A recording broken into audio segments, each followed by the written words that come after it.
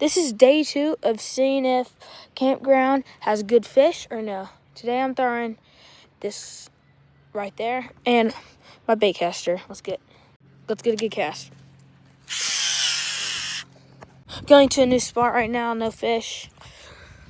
I'm going to the dock maybe today, I don't know. Well, look at this beauty. I guess campgrounds do have good fish. Jesus loves you. Well, that will be all for it today. Make sure to go read your Bible and go fishing. Jesus loves you.